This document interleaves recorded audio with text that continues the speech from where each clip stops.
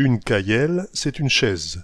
Caillelle vient du picard cailleret, qui vient du vieux français chaillère. Une chaillère, une chaire, c'est un siège avec un dossier, mais sans bras. Une caillelle prêchoir, c'est une chaire d'église. On dit également une caillelle de véritaille, une chaise de vérité. Ouais, d'ailleurs, la fameuse chaire dans les églises, moi quand j'étais jeune, j'ai entendu ma grand-mère qui disait c'est une caillelle prêchoir.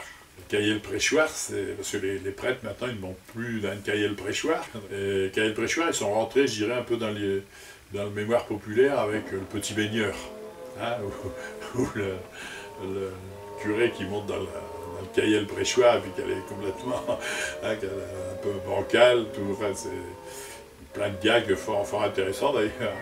Et sinon le caillelle prêchoir, c'est vrai que le prêtre, quand il est monté là-dedans, il en a posé, je dirais, à la communauté chrétienne qui était là à l'écoute, quoi, puis on écoutait à cette époque-là.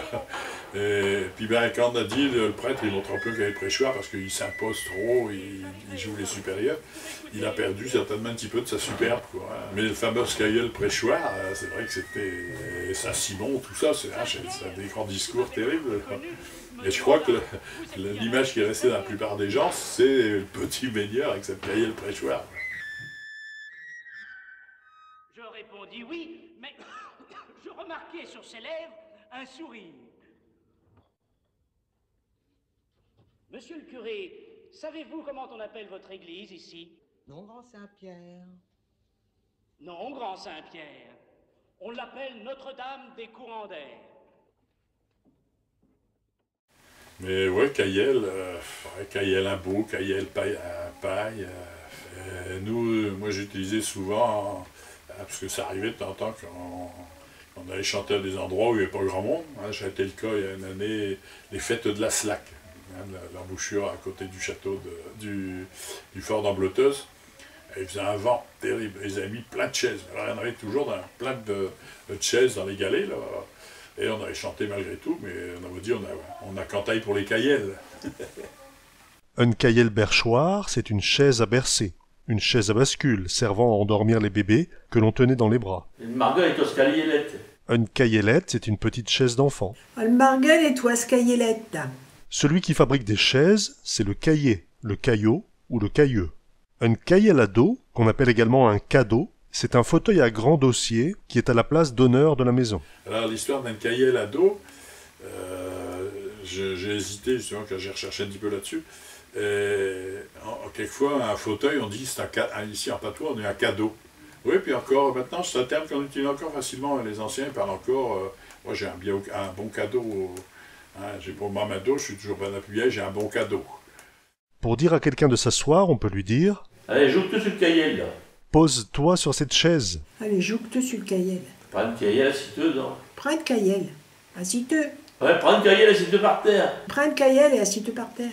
À caillel-te. Assieds-toi. Bah, allez, à caillel-toi 5 minutes. À caillelez-vous, mes gens, allez. À caillel-vous, mes gens. Mais prends tes pieds sur les bougons de caillel, là. Tu vas les abîmer. Ne mets pas les pieds sur les barreaux de chaise. Mais pose tes pieds sur ces bouchons de caillel, donc. Tiens, bah, je rapailleux de caillel, là, viens. Voilà le rempailleur de chaise. Un rampailleux de caillelle, un rampailleur de chaise. Alors quelquefois, un rampailleur de caillelle, ça avait synonyme de romanichel. Hein, c'était souvent eux qui faisaient ça. Donc quelquefois un gars qui n'était pas trop belle allure, on dit « Oh, celui-là a une tête de rampailleux de caillelle. Hein, » parce que on pourrait l'assimiler à un romanichel qui avait mauvaise réputation avant. Tiens, guette, voilà le rapailleux de caillel qui passe.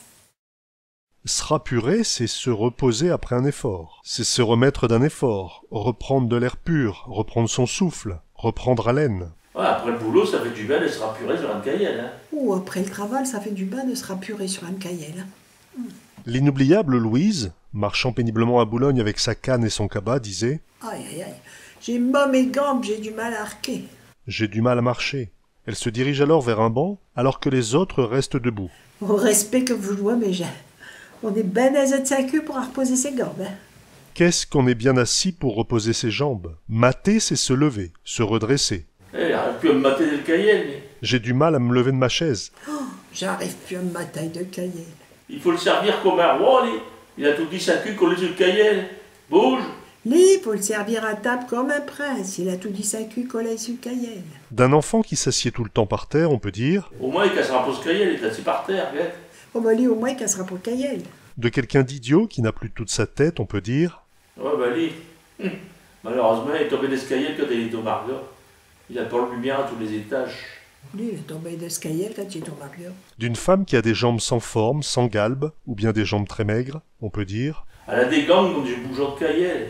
elle a des jambes comme des barreaux de pieds de chaise. Elle a des gommes comme des bouchons de cayenne.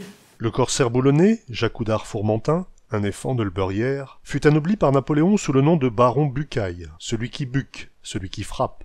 La première fois que Napoléon est rentré chez lui pour lui demander son aide, Jacques Oudard-Fourmentin, assis sur son fauteuil, fumait sa pipe. Pas du tout impressionné, il aurait dit à sa femme « Lève ta cul, donc. Donne un cahier à cet homme. » Le baron Bucaille, qui connaissait mieux que personne le détroit du Pas-de-Calais, frappait souvent très fort nos voisins les Anglais, ce qui n'était pas pour déplaire à Napoléon. D'un homme attablé au café qui visiblement a trop bu, on peut dire Qu'est-ce il va mettre au cœur d'escalier, lui. Il est rond comme un de pelle. Bon, bah, qu'est-ce lui, dans l'état qu'il est, il va mettre au cœur d'escalier, là. lorsque deux personnes parlent depuis longtemps dans la rue et que vous en avez marre, vous pouvez dire Oh, attends, et je vais lui ramener des cahiers. Le gomme commence à gonfler, là.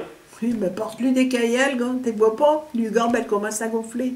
Ça, le fil-là, bon, étant jeune, on ne l'aurait jamais laissé s'asseoir sur une cahielle à paille. On aurait eu peur qu'elle y foute le fût. Alors, ça dit ce que ça veut dire, forcément. Bon, ça, le fil-là, quand elle est au jeune, jamais on l'aurait laissé s'asseoir sur une cahielle à paille. On aurait eu ben trop peur qu'elle y foute le fût.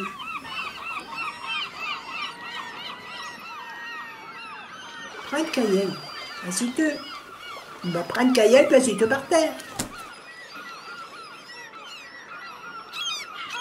Est-ce qu'on peut imaginer un boulonnais ne parlant pas le patois?